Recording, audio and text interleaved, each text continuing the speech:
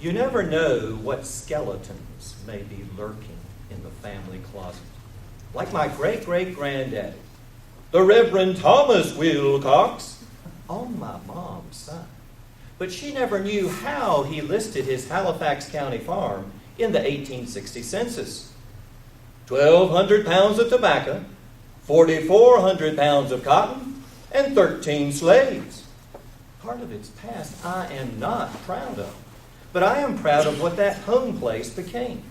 The family gathering place with important rites of passage, the real stuff. Madam Toastmaster, fellow members, honored guests. For the girls, it began with dressing up in old clothes and shoes and hats from the cedar closet. For the boys, it meant heaving heavy sticks of green tobacco high into a 7-tier barn.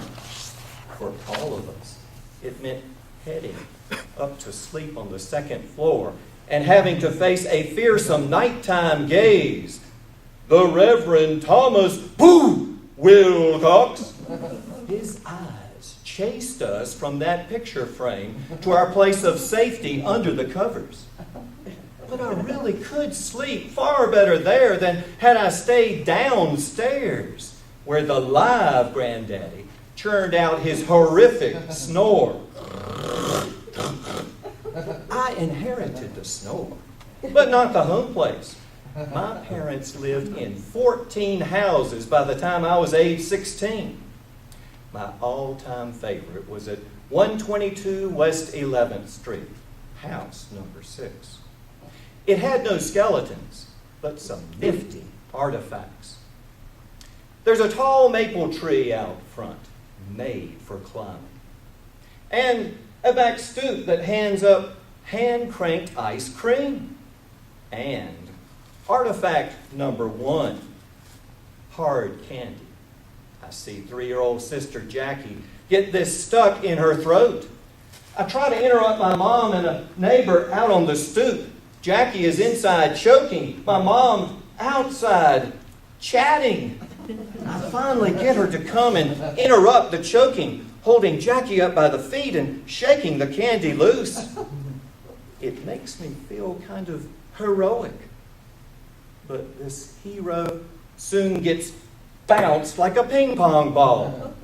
I had seen my other sister Paula playing ping pong at a neighbor's porch where she'd been forbidden to go. And I think, I've got the goods on Paula. But when I threaten to tell on her, my mom overhears me and I get charged with a crime that's new to my vocabulary. Blackmail. The punishment, the chair. The kitchen chair. But it's my sister Paula that has to wait come Christmas time. She gets a gift box with her long-awaited bike inside. It's on its way, belatedly, as a back order, but I get on Christmas Day the real stuff, a 26-inch black Huffy. And I wish it had stayed in the box. You see, I'm short for my age, especially at age 8. And boys' bikes come with this hard metal bar. My mom has me take that Huffy out to the sidewalk each day and try to mount up. And then she takes over at mission control. Okay, prepare to lift off that seat. Stretch. Pedal. Pedal harder. Keep pedaling. Then she launches me. I am on a rocket shooting through the atmosphere. On my left, a chain-link fence entwined with honeysuckle vine. On my right, the curb, concrete street, and oncoming traffic. There is no escape except with some sort of tricky dismount or crash landing on the hard metal bar. And tomorrow, if I hesitate, my mom simply exclaims, "Oh, don't be a stick in the mud." I should have taken lessons from the Lone Ranger. He's the one that mounts tall horses in a single bound. But we get no TV shows at our house. My mom has decided to postpone our getting what she calls the idiot box, which means interference, which means less piano practice, less good books, less educational board games. Consider educational artifact number 4, the cricket snapper. Players of Jeopardy must first snap the cricket in order to advance. Had I known that I would become a Toastmaster counter, I would have snapped my cricket. But my favorite game is one my folks don't even know about. Hubcap.